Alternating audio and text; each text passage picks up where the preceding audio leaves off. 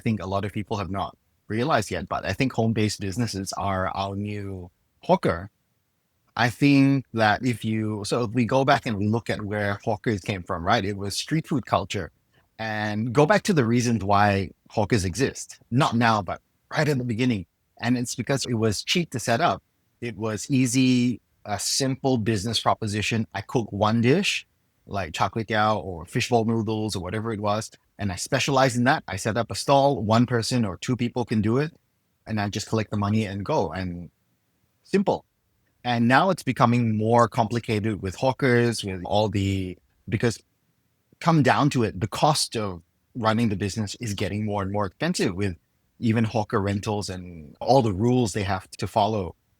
And I see the change happening with the controversy over home based businesses now, right?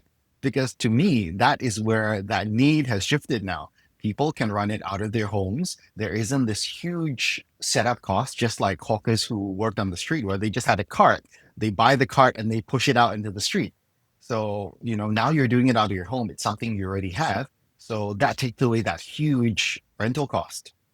And that's where I see it evolving. It's just in a different form that I think a lot of people have not realized yet. But I think home based businesses are our new hawker. Oh, that's super interesting.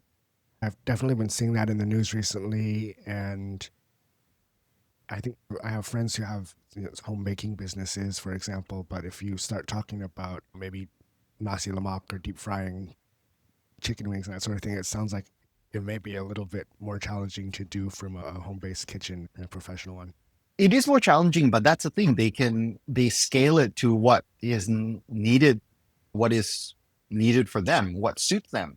Because you do have places that are selling, and you have home-based businesses selling pizza. They don't have 20 different SKUs or a huge range on their menu. And this is exactly what hawkers are. It's like very focused, like on this one or two products that they have, and they sell that. They're not trying to make a huge amount of money, but the cost, everything makes sense for them. And that's really what hawkers were. It's just taken a different form that I think nobody else has noticed yet. That's really cool.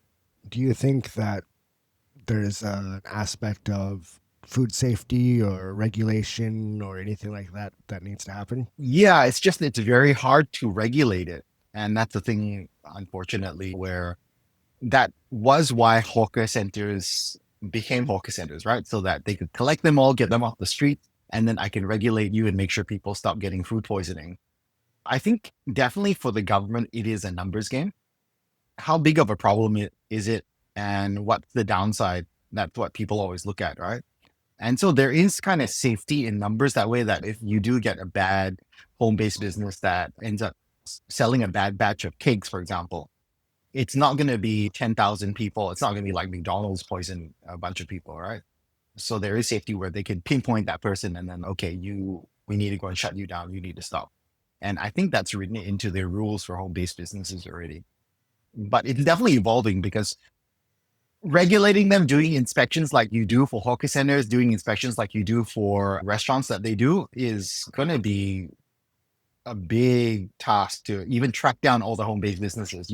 It would mean that you need to start licensing them and issuing licenses, and then that costs money, and then we start all over again.